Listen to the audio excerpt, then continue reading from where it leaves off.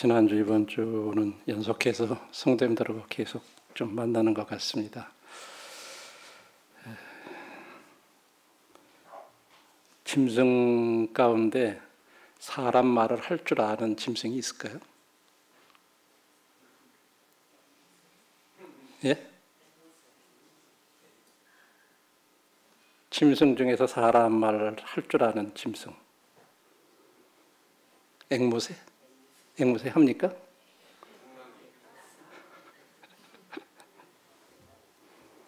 네. 짐승 중에 사람 말 할 줄 아는 짐승은 없죠.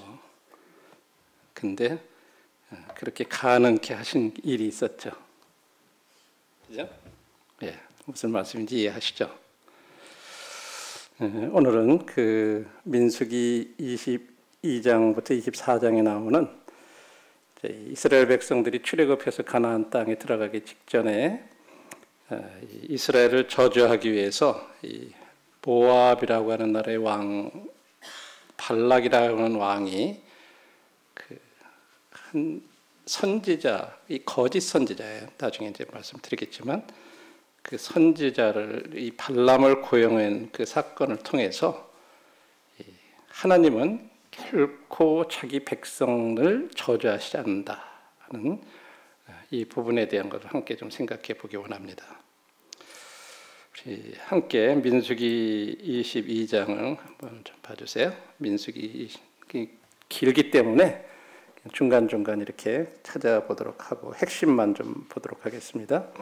민수기 22장 5절에 보면 그가라는 말은 이제 모압 왕 발락을 말하는데 그가 사신을 부올의 아들 발람의 고향인 강가 부돌에 보내어 발람을 부르게 하여 이르되 보라 한 민족이 애굽에서 나왔는데 그들이 지면에 덮여서 우리 맞은편에 거주하였고 6절입니다.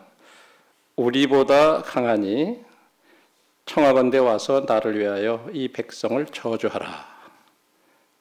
내가 혹 그들을 쳐서 이겨 이 땅에서 몰아내리라. 그대가 복을 비는 자는 복을 받고 저주하는 자는 저주를 받는 줄을 내가 알미니라. 여기 발람의 고향이 어디냐 하면 강가 부돌이라 할 때 이 강은 그 유프라테 지금 오늘날 말하는 유프라테스 강 그 근처예요. 이제 이 지도상으로 보면 모압은 이 사해에 있는 쪽에 여리고 쪽 건너편이 모압 평지인데 그쪽에서 지금 저 위에 그 북쪽으로 유프라테강 강가의 부돌이라는 곳에 이제 사는 발람이라고 하는 이제 선지자에게 이렇게 이제 자기 신하들을 이렇게 보내는 그런 내용이죠. 그래서 이제 한 백성들을 좀 저주해달라. 자, 이 내용이 있기 전까지 그 배경을 좀 살펴보면 이스라엘 백성들이 애굽에서 나와가지고 40년 동안 38년을 방황을 해요. 방랑을. 그렇게 하다가 38년째 될 때 이제 이렇게 그 광야를 떠나가지고 그 가나안 쪽으로 이렇게 들어가게 되는데 그때 이제 에돔이라는 나라를 이렇게 통과를 해야 됐어요. 그래가지고 에돔 왕한테 민수기 이제 20장부터 나오는 내용이에요. 20장 18절에 보시면 너는 우리가 좀 그 당신 나라로 좀 이렇게 통과할 수 있게 해달라. 그러니까 에돔 왕이 너는 우리 가운데로 지나가지 못하리라. 내가 칼을 들고 나아가 너를 대적할까 하노라. 이렇게 하면서 허락을 하진 않아요. 그래서 할 수 없이 하나님께서 이제 그들하고 싸우라고 그러시지 않기 때문에 돌아가지고 광야길로 해서 이렇게 그 진행을 계속합니다. 그러다가 조금 더 진행하면서 이제 하나님께서 이제 민수기 20장 23절에 보면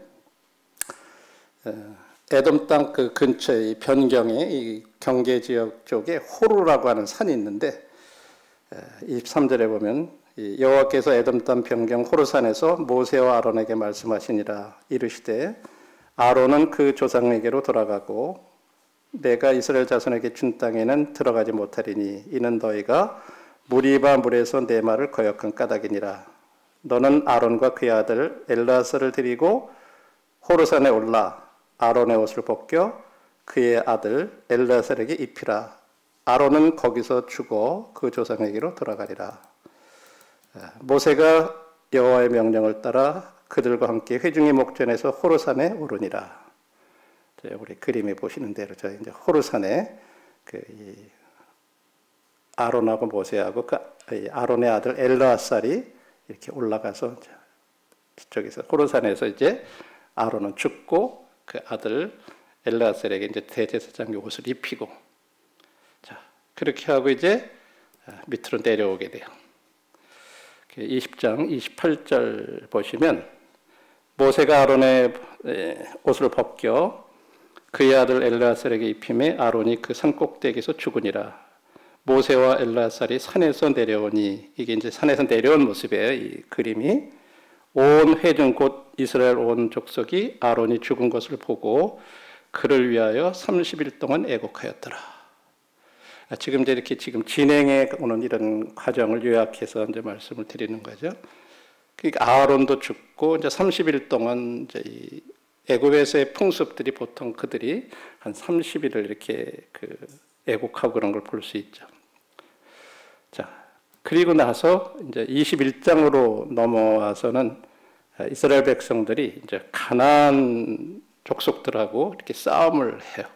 그래서 21장 2절 3절에 보시면 이스라엘이 여호와께 서원하여 이르되 주께서 만일 이 백성을 내 손에 넘기시면, 다시 말해서 거기 가나안의 그 아랏 왕하고 그 백성을 정복하도록 이렇게 도와주시면 내가 그들의 성읍을 다 멸하리이다.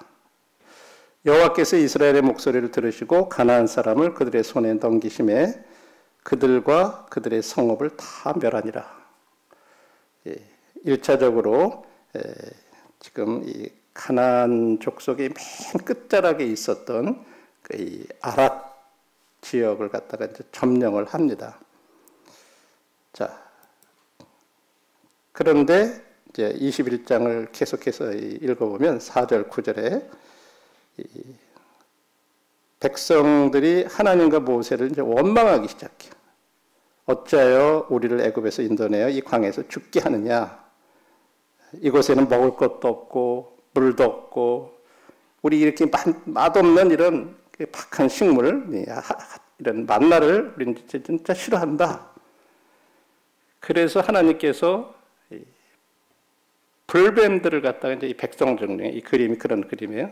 저 불뱀들을 보내어 백성들을 물게 함으로 이스라엘 중에 죽은 자가 많았더라. 이런 과정을 거쳤을 때 그때 하나님께서 민수기 21장 8절에 보면 여호와께서 모세에게 이르시되 이 불뱀을 닮은 그런 놋뱀을 만들어서 창대 위에 메어 달라. 그리고 뱀에 물린 자마다 그냥 그 놋뱀을 쳐다보면 살리라고 이렇게 말씀해 주셨어요. 그래서 실제적으로 그 가운데 아이고 그것을 바라본 사람들은 살고, 야 그거 뭘 뱀을 놋뱀을 갖다가 쳐다본다고 살아. 그래서 쳐다보지 않는 사람들은 그냥 그대로 죽은 거예요. 그런 사건들이 있었죠. 그리고 나서 이제 이 백성들이 그런 사건 다음에 이제 21장 21절로부터 35절을 계속해서 보시면 이제 이스라엘 백성들이 이 가나안 동편, 그러니까 요단강 동편 쪽으로 이렇게 진행을 해서 올라가요. 가나안 땅으로 직접 들어가는 게 아니라 요단강 동편 쪽으로 이렇게 진격을 계속해서 올라가 가지고 이 아몰이라고 하는 그 아몰이 왕하고 저 위쪽에 갈릴리 호수 위에 있는 바산까지 이렇게 점령을 해요. 그래서 이 21장 25절 26절에 보면 이스라엘이 이같이 모든 성읍을 빼앗고 그 아모리인의 모든 성읍 헤스본과 그 모든 촌락에 거주하였으니 헤스본은 아모리 왕 시온의 도성이라. 시온이 그 전 모압 왕을 치고 그의 모든 땅을 아르논까지 그의 손에서 빼앗았었더라. 33절에 보시면 21장 33절입니다. 그들이 돌이켜 바산길로 올라가매 바산왕 옥이 그의 백성을 다 거느리고 나와서 그들을 맞아 에드레이에서 싸우려 하는지라. 여호와께서 모세에게 이르시되 그를 두려워하지 말라. 내가 그와 그의 백성과 그의 땅을 네 손에 넘겼나니 너는 헤스본에 거주하던 아모리의 왕 시온에게 행한 것 같이 그에게도 행할지니라. 이렇게 말씀해 주심으로써 모세에게 이제 이게 계속해서 그 확신을 더해 주시는 이제 그런 부분들을 볼 수가 있어요. 지금 아주 그쪽 요단강 동편에 있는 아모리 왕, 그다음에 바산 왕 옥, 이것들을 아주 다 계속 물리치고 나가요. 자, 이런 일이 있은 다음에 지금 이런 얘기를 민수기 22장 1절로부터 20절까지의 내용이 바로 오늘 저희들이 말씀드리려고 하는 모압 왕이 이제 그런 걸 다 듣게 돼요. 그러니까 이제 16절에 보시면 22장 16절에 보면 이거 이렇게 해다가 안 되겠다 싶어가지고 이 신하들을 갖다가 이제 저희들이 처음에 읽었던 말씀대로 이 발람에게 이제 이렇게 보낸 거죠. 그래서 그 신하들이 지금 이 그림에 보시면 여기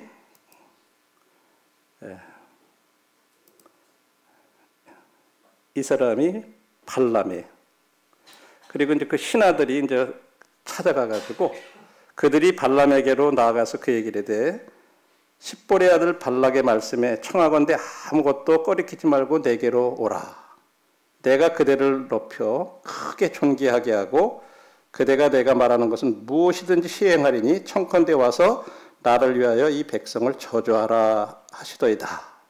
하고 이제 왕의 말을 여기 신하들이 많은 아주 귀한 선물들 다 가져가서 앞에다 딱 펼쳐놓고 이런 것뿐만 아니라 다 모든 거 다 주실 테니까 와가지고 좀 한번 이 백성들을 한 무리의 백성들이 지금 이렇게 와 있는데 그들을 좀 저주를 해달라고 그러십니다. 하고 함께 가자고 이렇게 얘기를 해요. 그래서 발람이 나귀를 타고 이렇게 이제 가게 되는데 오늘 서두에서 말씀드렸지만 하나님께 처음에 이제 이 신하들이 왔을 때 아시는 대로 갈까요? 그러니까 가면 안 된다. 저주하지 마라, 가지 마라. 그렇게 해서 이제 거절을 했어요. 그런데 모압 왕이 다시 또 한 번 이제 돌아와가지고 안 온다 그러니까 더 높은 사람들하고 더 많은 채무를 이렇게 이제 보내요. 그러면서 당신들 여기 기다려봐라. 하나님께서 나한테 뭐라고 말씀하시는지 한번 기다려라. 나는 하나님께서 하시는 말씀 뺏기는 할 수가 없다. 우리가 이제 이런 내용들을 여러분이 아시는 대로 보면 뭔가 이 발람은 하나님의 선지자 같은 그런 생각이 들죠. 그죠? 또 그가 한 행동이라든지 이런 걸 보면 뭐가 잘못됐을까? 두 번째도 그렇게 왔을 때 하나님한테 물어보니까 하나님이 그럼 이제 가라.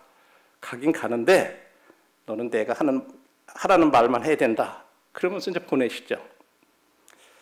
그래서 이제 가다가 지금 22장 28절에 보시면 여호와께서 나귀의 입을 여시니 발람에게 이르되 내가 당신에게 무엇을 하였기에 나를 이같이 3번 때리느냐. 나귀가 이제 주저앉아가지고 여기 앞에 칼을 든 여호와의 사자가 있는 걸 보고 이제 주저앉아가지고 있으니까 이게 막 안 가고서 막 그러니까 막 때렸잖아요. 그때 하나님께서 나귀의 입을 열어서 이렇게 이제 발람한테 얘기하시는 거죠. 내가 당신에게 무엇 했길래 나를 이같이 3번 때리십니까? 내가 지금까지 주인님한테 이렇게 한 일이 있습니까? 딱 그러는 순간에 발람의 눈이 띄어서 그 앞에 여호와의 사자가 칼을 빼고 있는 걸 보게 된 거예요. 자, 그러면서 하나님께서 기뻐하시지 않으면 내가 그때 내가 잘못했습니다. 죄를 범했습니다. 내가 하나님 기뻐하시지 않으면 내가 고향으로 돌아가겠습니다. 이렇게 얘기하니까 하나님께서 가. 계속 가. 그 대신에 너는 내가 하려고 하는 말만 해야 돼. 이러시면서 이제 보내셔요.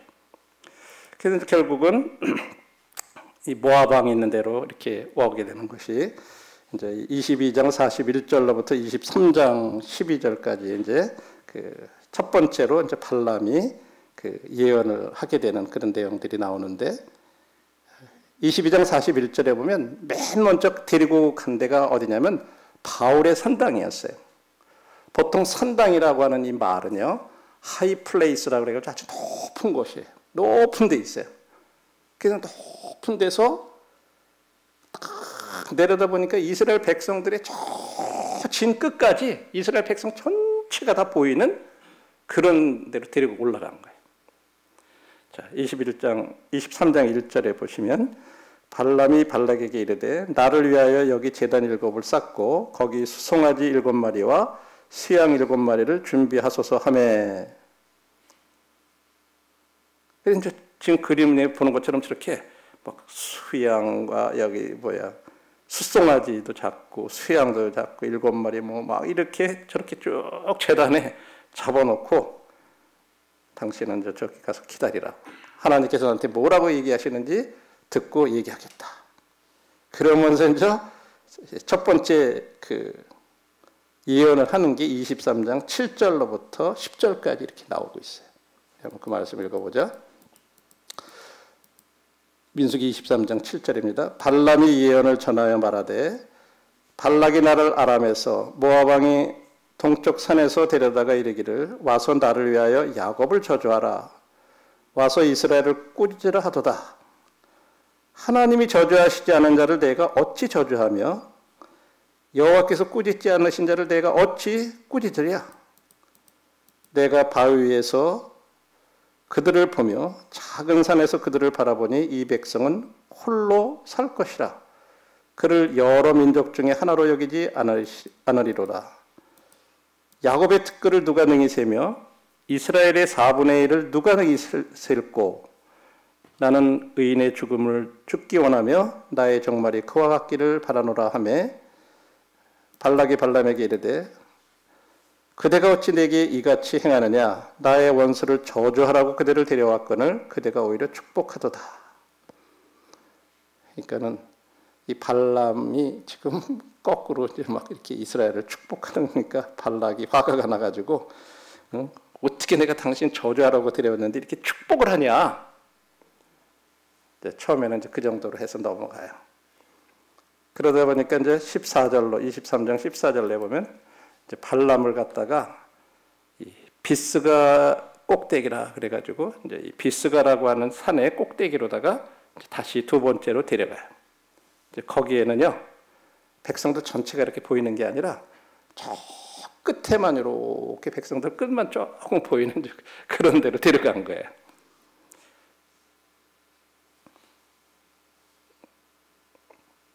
그리고 두 번째 이제 똑같이 그 짐승 잡고 제사 드리고 그렇게 이제 다 번제 준비하고 다 드리고 나서 이제 하나님께서 또 하신 걸 이제 또 예언을 하는 거예요. 18절로부터 24절에 이제 그 말씀이 나오는데요. 발람이 예언하여 이르기를 발락이여 일어나 들을지어다. 십볼의 아들이여 내게 자세히 들으라. 하나님은 사람이 아니시니 거짓말을 하지 않으시고 인생이 아니시니 후회가 없으시도다. 어찌 그 말씀하신 바를 행하지 않으시며 하신 말씀을 실행하지 않으시랴. 내가 축복할 것을 받았으니 그가 주신 복을 내가 돌이키지 않으리라. 야곱의 허물을 보지 아니하시며 이스라엘의 반역을 보지 아니하시는도다. 여호와 그들의 하나님이 그들과 함께 계시니 왕을 부르는 소리가 그 중에 있도다. 하나님이 그들을 애굽에서 인도하여 내셨으니 그의 힘이 들소와 같도다. 야곱을 해할 점술이 없고 이스라엘을 해할 복술이 없도다.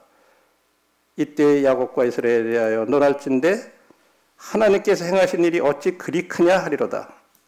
이 백성이 암사자 같고 같이 일어나고 수사자 같이 일어나서 웅킨 것을 먹으며 죽인 피를 마시기 전에는 눕지 아니라 하매. 두 번째도 진짜 하나님은 절대로 이 이스라엘을 이렇게 벌하시거나 그럴 분이 아니시다. 하나님은 우리 사람과 같은 인생이 아니시고, 그렇기 때문에 절대 하나님이 그 약속하신 거라든지 이런 거 그냥 취소하시고 막 그러시는 분이 아니다. 절대 시건하시는 분이 아니다. 그러면서 하나님이 그 이스라엘의 그런 허물이라든지 그런 반역이라든지 그런 거 이렇게 보시지 않는다. 그러면서 이제 또 축복을 해요. 그러니까 이제 또 화를 내고 이제 세 번째로 그를 데리고 간 것이 23장 28절에 나옵니다. 산 부올이라고 하는 산 꼭대기로 이번엔 데리고 가는데, 거기에서는 이스라엘 백성들이 이제 보이지가 않아.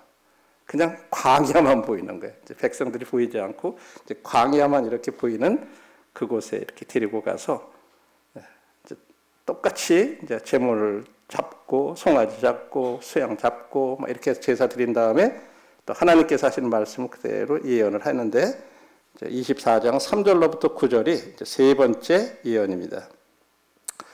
그가 예언을 전하여 말하되 부올의 아들 발람이 말하며 눈을 감았던 자가 말하며 하나님의 말씀을 듣는 자 전능자의 환상을 보는 자 엎드려서 눈을 뜬 자가 말하기를. 우리는 이런 말씀을 이렇게 보면 이거는 하나님의 선지자 아닌가? 우리는 그런 생각 들죠. 그죠? 자기를 가리켜서 그렇게 얘기하고 있으니까. 그런데 그가 뭐라고 이제 나중에 그런 말씀 드리고요. 야곱이여 네 장막들이 이스라엘이여 네 거처들이 어찌 그리 아름다운고 그 벌어짐이 골짜기 같고 강가의 동산 같으며 여호와께서 심으신 침향목들 같고 물가의 백향목들 같도다. 그 몸통에서는 물이 넘치겠고 그 씨는 한 물가에 있으리로다. 그의 왕이 아각보다 높으니 그의 나라가 흥왕하리로다. 하나님이 그를 애굽에서 인도하여 내셨으니 그 힘이 들소와 같도다. 그의 적국을 삼키고 그들의 뼈를 꺾으며 화살로 쏘아 꿰뜨리로다. 이제 옆 나라들하고 전쟁하고 그래서 다 점령하고 정복하고 그런 나라가 될 거라고 이렇게 축복을 하는 거예요. 그 다음에 꿇어앉고 누움이 수사자 같고 암사자도 같으니 일으킬 자 누구이랴. 너를 축복하는 자마다 복을 받을 것이요 너를 저주하는 자마다 저주를 받을 것이로다. 계속 이렇게 축복을 하죠. 그러니까 이제 진짜 화를 내면서 이제 네 번째 이제 마지막으로 24장 이제 10절로부터 25절이 이제 네 번째 예언에 관한 내용인데, 특별히 이제 13절로부터 13절을 보면 가령 발락이 그 집에 가득한 은금을 내게 줄지라도 나는 여호와의 말씀을 어기고 선악간에 내 마음대로 행하지 못하고 여호와께서 말씀하신 대로 말하리라 하지 아니하였나이까. 이제 나는 내 백성으로 돌아가거니와 들으소서. 내가 이 백성이 후일에 당신의 백성에게 어떻게 할지를 당신에게 말하리이다 하고. 이 네 번째도요. 네 번째는 세 번째와 장소는 같은 장소예요. 그곳에서 똑같이 이제 이 네 번째 예언을 이제 필요 없다 너 돌아가라. 이런 식으로 발락이 그렇게 얘기를 하니까 더 내가 돌아가면 가는데 앞으로 이 이스라엘 백성들이 당신의 백성들에게 어떻게 할 거 내가 말하겠다. 그러면서 이제 15절로부터 24절에서 앞으로 장차 일어날 일에 대해서 이제 예언을 합니다. 15절에 보면 24장 15절 예언하여 이르기를 부올의 아들 발람이 말하며 눈을 감았던 자가 말하며 하나님의 말씀을 듣는 자가 말하며 지극히 높으신 자의 지식을 아는 자 전능자의 환상을 보는 자 엎드려서 눈을 뜬 자가 말하기를 내가 그를 보아도 이때의 일이 아니며 내가 그를 보아도 가까운 일이 아니로다. 한 별이 야곱에게서 나오며 한 규가 이스라엘에게 일어나서 모압을 이쪽에서 저쪽까지 쳐서 무너뜨리고 또 셋의 자식들을 다 멸하리로다. 그의 원수 에돔은 그들의 유산이 되며 그의 원수 세일도 그들의 유산이 되고 그와 동시에 이스라엘은 용감히 행동하리로다. 주권자가 야곱에서 나서 남은 자들을 그 성읍에서 멸절하리라 로라 하고 또 아말렉을 바라보며 예언하여 이르기를 아말렉은 민족들의 으뜸이나 그의 종말은 멸망에 이르리로라 하고 또 겐 족속을 바라보며 예언하여 이르기를 네 거처가 견고하고 네 보금자리는 바위에 있도다. 그러나 가인이 쇠약하리니 나중에는 앗술의 포로가 되리로다 하고 또 예언하여 이르기를 슬프다. 하나님이 이 일을 행하시리니 그때 살자가 누구이랴. 기띔 해변에서 배들이 와서 앗수르를 학대하며 에벨을 괴롭힐 것이나 그도 멸망하리로다 하고. 그래서 이제 이 주변 나라들이 앞으로 어떻게 될 거에 대한 것들은 이제 쭉 얘기를 합니다. 이제 시간 관계상 그런 걸 하나하나 말씀 안 드리고요. 자, 이런 내용이에요. 자, 우리가 이런 배경을 이렇게 읽고서 우리들이 이렇게 주시는 교훈들을 한번 생각해 볼 때, 이 하나님의 원수는 하나님으로 하여금 자기 백성들을 축복하지 못하게 방해하려고 한다고 하는 거예요. 그런데 그 하나님의 원수가 하나님으로 하여금 자기 백성들을 축복하지 못하도록 방해할 수 없다고 하는 거예요. 원수는 방해하려고 하고 그러나 방해할 수가 없다 하는 이 두 가지를 우리들에게 이렇게 교훈으로 말씀해 주십니다. 거기에 대해서 좀 더 이렇게 생각해 보겠습니다. 원수는 하나님으로 축복 못하시게 방해를 한다고 그랬어요. 그죠? 지금 여기 이 발락은요, 이스라엘 자손들이 하나님 축복을 받아 지금 그 숫자가 막 그렇게 많아졌고, 그 다음에 또 주변의 원수들에 대해서, 자, 아모리 왕도 무찔렀죠, 바산 왕도 무찔렀죠, 막 그런 승리하는 것을 두고 볼 수가 없었어요. 그래서 발락은 이 미디안 군대하고 연합을 해가지고 모압하고 그래가지고 이스라엘을 대적하려고 그랬지만 대적할 수 없다는 걸 알았어요. 그래서 하나님의 백성을 저주하기 위해서 사실은 이 주술사인 거짓 선지자인 발람을 갖다가 고용할 계획을 이렇게 세우게 됐던 거예요. 이제 지금은 우리들이 이렇게 얘기하지만 그 당시 고대에는요, 이런 이 주술사들에 대한 어떤 그런 것들에 대한 것을 굉장히 신뢰를 했어요. 왜냐하면 그들의 힘이 대단한 어떤 영역을 가지고 있어서 그들이 저주하면 저주를 받고 축복하면 축복을 받는데 이런 것들이 고대에는 굉장히 강했었어요. 그러니까 모압 왕도 그런 계획을 세웠던 거예요. 마찬가지로 사단은 이 하나님의 백성들이 하나님의 복을 누리는 것을 보기 싫어해요. 발락이 그렇게 했던 것처럼. 그렇게 뭔가 축복하고 번성하고 그런 거를 사단은 보기 원치 않아요. 그래서 이 교회가 뭔가 계속 부흥하고 막 이렇게 하면요, 반드시 사단도 거기에 개입하고 역사하기 시작하는 거예요. 그걸 못 보는 거예요. 그리고 하나님의 백성들에 대한 그 하나님의 목적이 좌절되게 하기 위해서 그가 할 수 있는 모든 일을 하려고 애를 쓴다고 하는 거예요. 이건 영적인 세계에서 일어나는 일이기 때문에 저희들이 알 수는 없지만 우리가 이런 말씀을 통해서 보면 사단도 자기가 어떻게든지 간에 하나님의 백성들에 대한 그 하나님의 목적, 그들을 위해서, 그들을 통해서 하나님이 이루고 싶어가는 어떤 그런 목적이 좌절시키기 위해서 최선을 다하는 거예요. 사단도요. 수단 방법을 가리지 않아요. 할 수 있는 모든 방법을 사용해요. 그래서 발람은 계속해서 이제 한 번, 두 번 끝이지 않았잖아요. 세 번, 네 번까지 그러잖아요. 계속해서 이스라엘 저주하려는 것 같이 똑같이 사단은 우리 위에 하나님의 어떤 축복이 임하지 못하도록 계속 방해한다고 하는 거예요. 그래서 이 교회 안에 어떤 여러 가지, 교회도 마찬가지예요. 계속 교회가 성장하고 부흥하고 확장될 때 그런 것들에 대해서 그것을 못 봐요. 그리고 어떻게든지 그걸 무너뜨려야 돼요. 그래서 여러 가지로 끊임없이 역사한다고 하는 거예요. 그래서 원수는 하나님으로 하여금 자기 백성들을 축복하지 못하게 이렇게 계속 방해하려고 시도하는 거예요. 그러나 우리가 두 번째 생각해 본 것처럼 원수는 하나님의 축복을 방해할 수 없다고 하는 거예요. 막을 수가 없어요. 하나님께서 자기 백성들을 축복하시길 원하시면 아무것도 하나님을 멈추게 할 수가 없다고 하는 거예요. 이게 그 당시 이스라엘 백성들에게 그랬다면 오늘날 우리들에게도 똑같이 그런 거예요. 마찬가지. 하나님이 지금 저희들을 축복하기 원하시면 아무것도 하나님을 멈추게 할 수가 없어요. 그 축복하시는 것을. 지금 발락은 지금 이스라엘을 저주만 할 수 있다면 발람에게 많은 돌을 지불하려고 주겠다고 했어요. 네가 원하는 것 뭐든지 다 주겠다. 그리고 너를 진짜 높여주겠다. 할 수 있는 것 최대한 그렇게 했었죠. 그런데 발람도 여기서 돈을 원했던 것도 사실은 의심의 여지가 없어요. 나중에 이제 신약에서 이런 걸 다 말씀해 주고 있어요.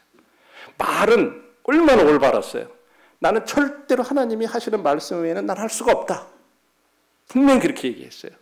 네가 나에게 아무리 많은 것을 준다 할지라도 나 그거 받을 수 없다. 분명히 그렇게 얘기했어요. 그런데 그 중심 속에 불의의 삭슬 사랑했다고 신약 성경이 얘기하고 있어요. 그 마음의 중심 속에는 그런 걸 숨기고 있는 거예요. 사람은 모르죠. 또 말도 분명히 그렇게 했고. 그러나 발람도 돈을 원했었어요. 그런데 하나님께서는요, 발람 자신도 모르게 어쩔 수 없이 이스라엘을 계속하게 축복하게 하셨어요. 이게 이제 하나님의 방법이에요. 발람은 분명히 돈을 마음 가운데 막 사랑하고 내가 저주만 했으면 이게 내가 이 돈을 받을 수 있는데 막 그런 마음은 있지만 하나님께서는 계속 그걸 막으시는 거예요. 하나님 백성들을 저주하는 걸 하나님이 허락을 하실 수가 없는 거예요. 지금 발락이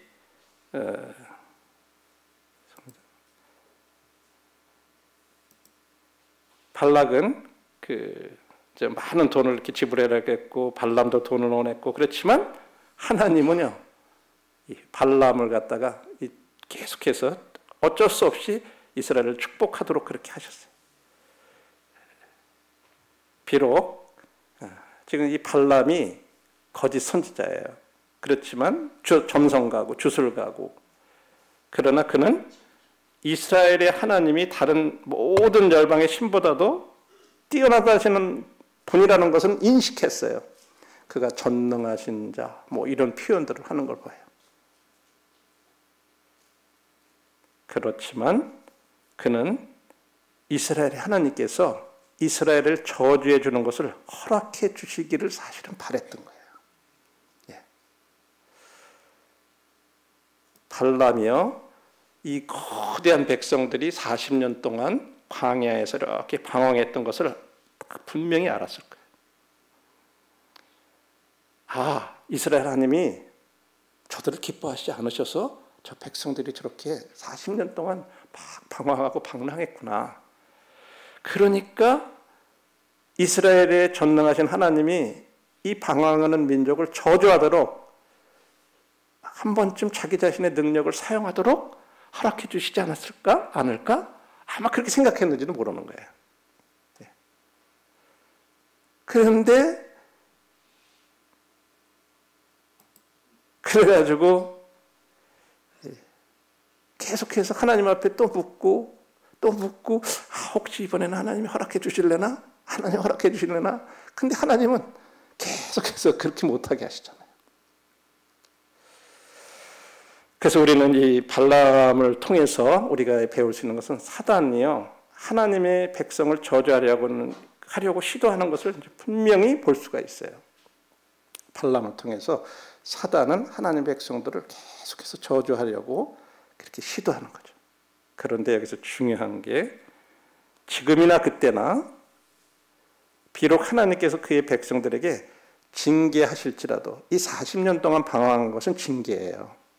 그들이 가데스 바네아에서 정탐꾼들을 보냈을 때 그들이 와가지고 불신 보고를 해서 그걸로 인해 가지고 그들이 40년 동안 방랑했잖아요. 그것은 하나님으로 받은 징계예요. 벌이에요. 그래서 그들이 이 20세 이상 된 사람들은 다 광야에서 죽어요. 그러나 하나님은 징계를 하실지라도 그 백성들을 저주하시지 않는다는 이 사실을 발람은 몰랐던 거예요.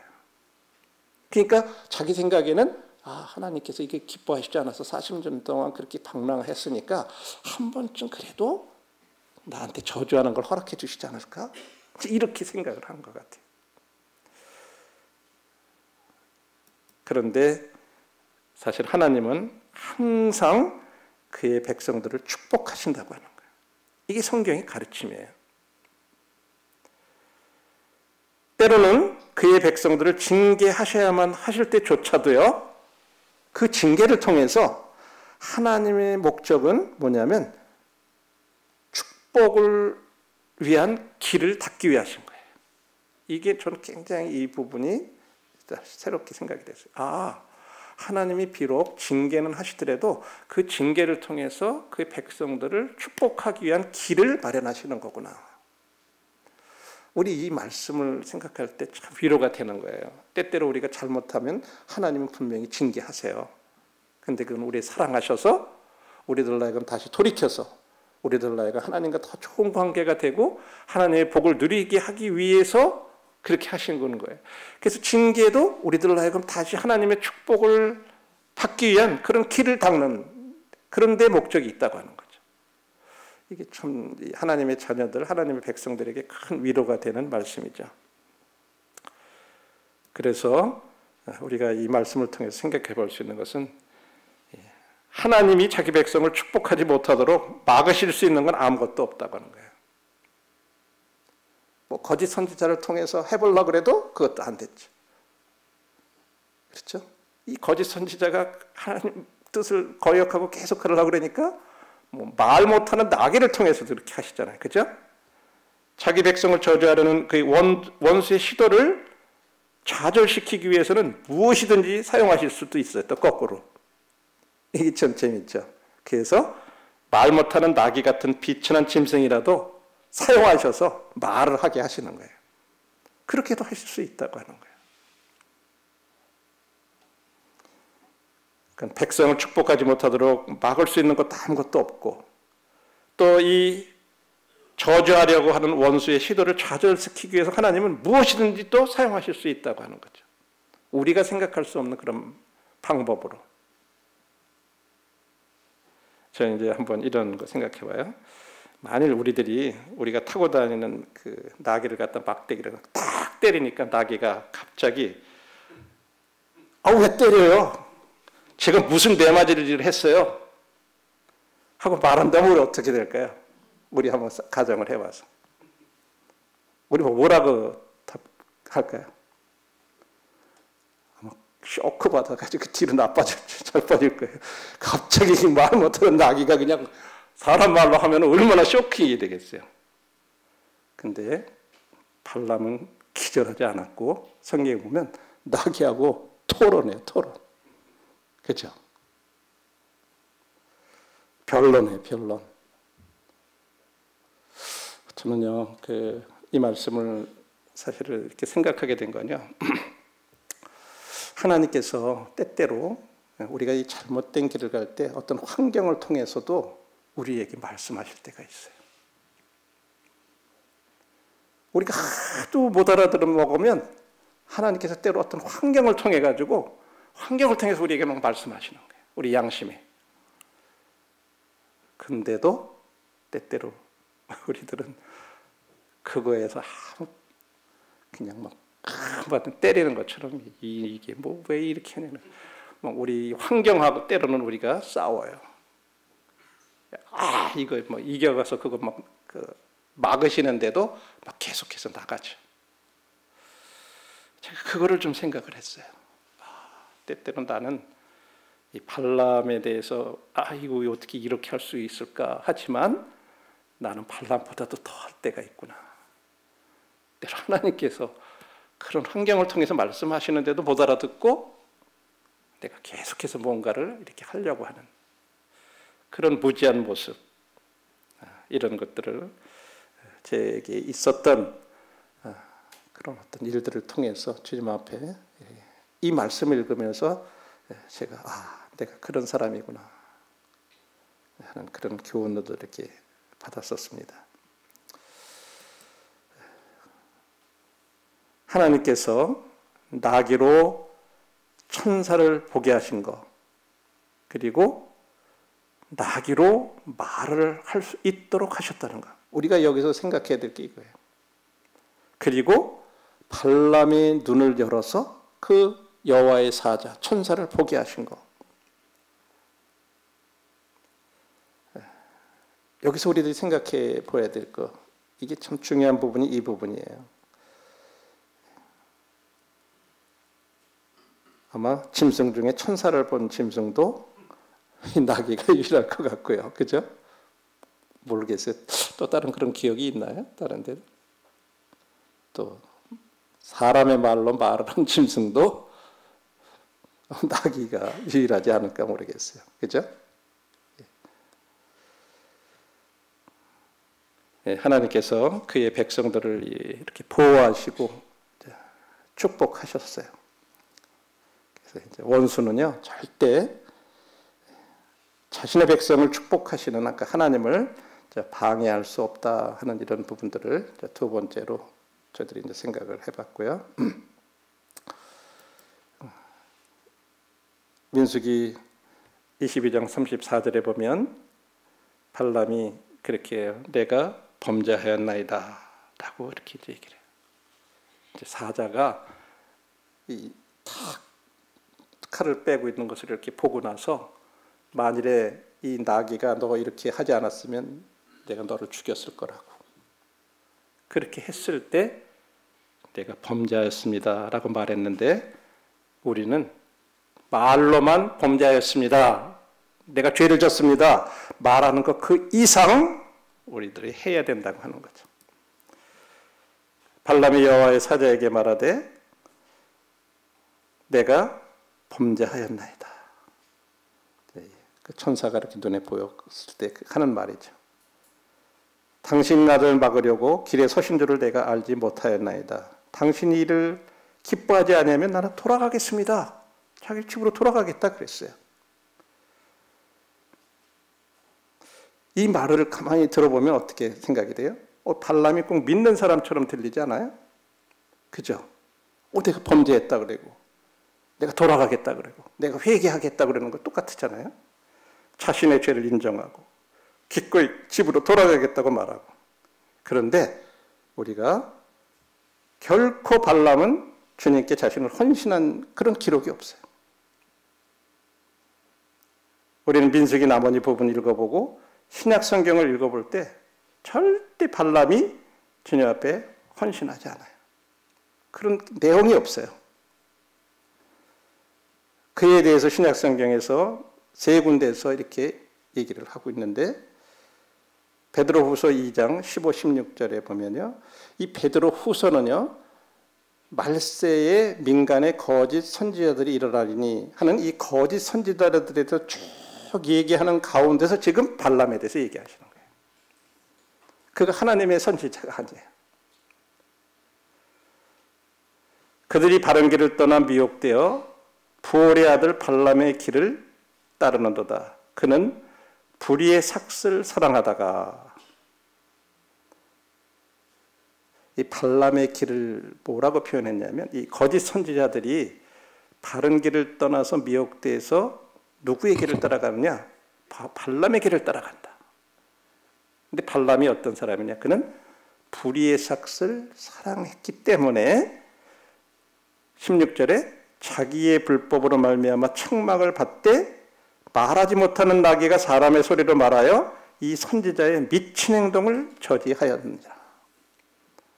신약 성경이 아주 밝히 그의 정체에 대해서 얘기해 주는 거예요. 이 선지자라는 말은 이 거짓 선지자들을 쭉 얘기하는 중에 얘기하는 거예요. 이 거짓 선지자의 미친 행동을 저지했다. 그의 동기가 그렇게 한 이유가 불의의 삭슬 사랑하는 그 마음이 그 속에 숨겨져 있었다는 거죠.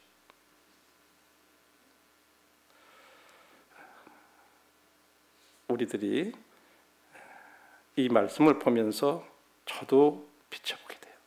제가 말은 똑바로 하고 그렇게 하는데 내 마음속에, 중심 속에 무엇인가 진짜 이기적인 어떤 진짜 그런 것들을 숨겨놓고 그러면서 계속해서 가는 이런 것들도 하나님은 다 보고 알고 계시다고 하는 거예요. 뭐 사람들의 눈에나 그런 거 다 아무것도 모를 수 있어요. 드러나지 않을 수 있어요. 그런데 하나님은 다 그걸 보고 계시다는 거예요. 내가 왜 그런 행동을 하는지, 내가 왜 거기 계속 매몰려 있는지, 예, 알았어요. 하나님, 제가 잘못했어요. 말은 했는데 발람은 계속 한 거예요.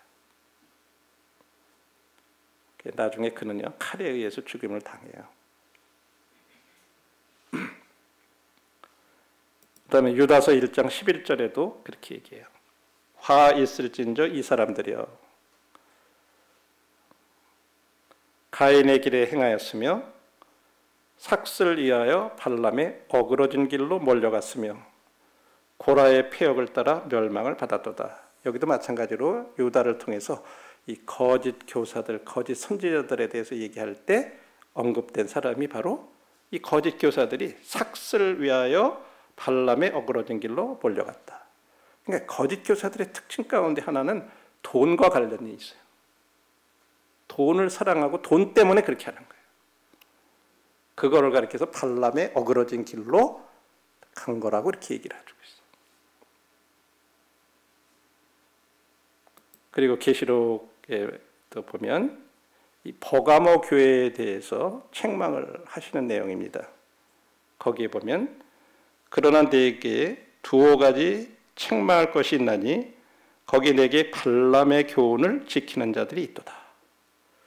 발람이 발락을 가르쳐 이스라엘 자손 앞에 걸림돌을 놓아 우상의 제물을 먹게 하였고 또 행음하게 하였느니라. 우리는요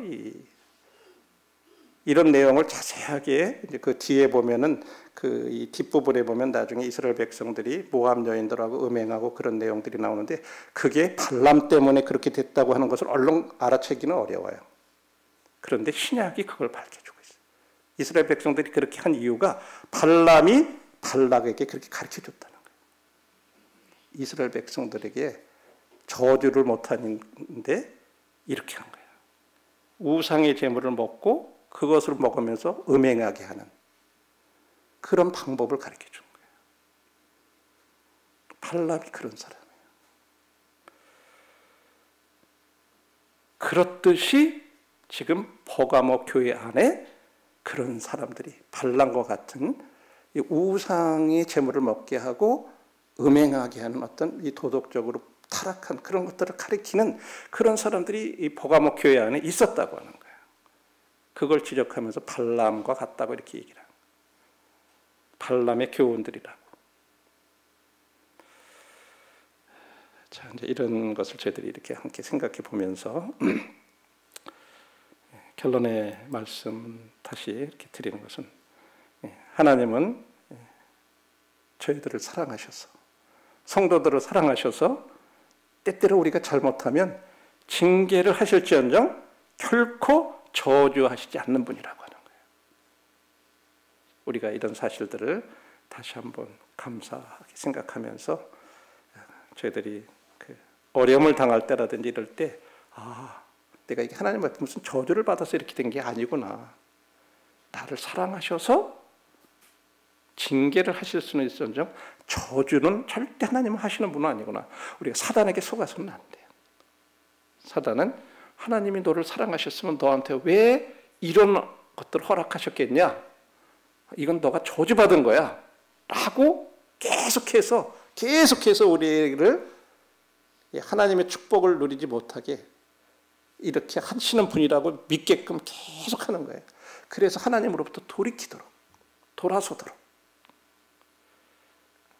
우리 현재 주변에서 일어나는 여러 가지 어떤 일들에 대해서 생각하면서 우리들은 절대로 그런 데 속아서는 안 돼요. 하나님은 절대 우리를 하나님의 자녀들을 저주하시는 분이 아니라고 하는 거죠. 이런 말씀을 함께 기억하기를 원합니다. 감사합니다.